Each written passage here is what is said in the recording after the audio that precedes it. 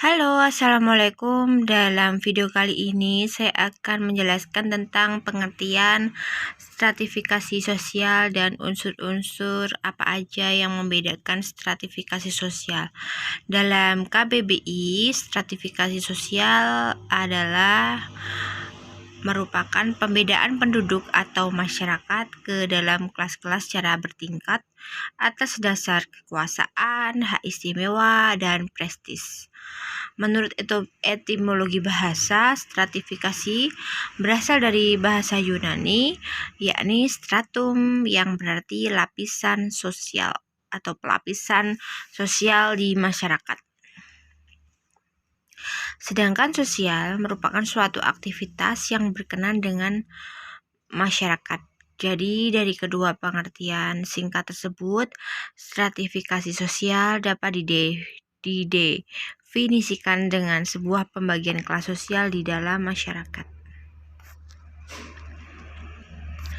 Kemudian ada 3 unsur stratifikasi sosial dalam pandangan masyarakat atau kedudukan. Status kedudukan ada 3, menjadi 3 ya. Pertama, ascribe status. Ascribe status ini maksudnya adalah status yang diperoleh sejak lahir atau keturunannya tanpa memandang suatu kemampuan atau perbedaan antar individu. Contoh adalah status kebangsawanan atau mungkin lahir di anak orang kaya seperti Rafathar, seperti Keanu, itu kan sudah lahirnya di kelas atas ya, karena orang tuanya itu kaya. Jadi statusnya itu tidak perlu mencari status yang tinggi, tapi sudah ada sejak bawaan. Nah, contohnya juga adalah anak-anak raja.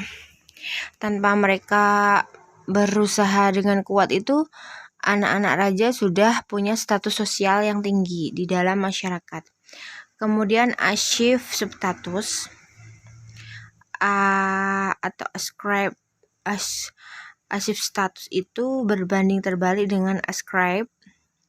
Kalau achieve status itu harus diperoleh dari kemampuan dan usaha-usaha yang nyata.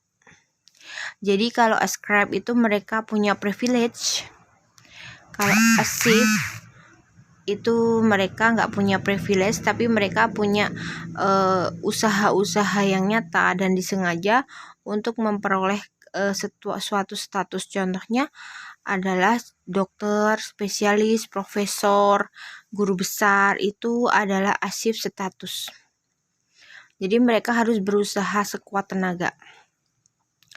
Kemudian asset status ini adalah status sosial atau kedudukan yang diberikan lingkup masyarakat kepada seseorang yang berjasa, misalnya TNI yang menyelamatkan beberapa orang dan membuat suatu wilayah konflik menjadi damai, itu mereka diberi tanda jasa. Kemudian ada lagi contoh pahlawan, itu adalah aside.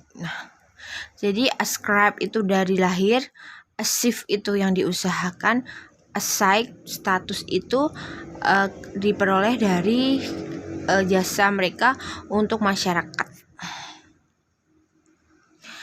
Kemudian terjadinya stratifikasi sosial ini terjadi dengan sendirinya dalam proses pertumbuhan masyarakat. Contoh karena kepandaian, senior, tingkat umur, harta, dan lain-lain. Kemudian terjadi dengan sengaja, itu contohnya sistem kepangkatan PNS, ABRI, dan sistem feodal. Kemudian dampak stratifikasi sosial dalam masyarakat itu adalah pertama, munculnya ketimpangan sosial, memilah-milah strata atau lapisan, dan juga berpengaruh pada tanggung jawab sosial. Misalnya ada seseorang dinilai berdasarkan jabatan atau kekuasaan ekonomi, keturunan, agama, pendidikan, dan lain sebagainya. Adanya stratifikasi sosial atau pelapisan sosial perlahan memunculkan berbagai pengkelasan dan pengelompokan masyarakat ke dalam beberapa kelas. Jadi, stratifikasi atau pelapisan sosial itu memunculkan kelompok-kelompok masyarakat menjadi beberapa kelas. Kalau ascribe status itu kan pasti sudah di atas ya kelas sosialnya. Dan di mana hal ini pada akhirnya memunculkan berbagai perbedaan antara kelompok satu dengan yang lain dan kelas satu dengan yang lain. Jadi karena adanya dampaknya stratifikasi sosial itu yang negatif itu akan terjadi konflik sosial. Jadi untuk mengurangi ketimpangan sosial itu contoh di dalam pendidikan itu adanya BOS, beasiswa, pembebasan SPP. Kemudian untuk penyedia kesehatan itu seperti BPJS. Kemudian untuk pembangunan rumah subsidi. Kemudian pemberian subsidi kalau sekarang corona kan diberikan subsidi bantuan seperti bantuan langsung tunai sekitar 600.000 ya kalau untuk pemberian subsidi. Jadi kalau kita bisa berkata tingkat pendidikan itu juga berpengaruh kepada stratifikasi sosial. Jadi korelasi antara pendidikan dengan lapisan sosial itu sangat erat ya.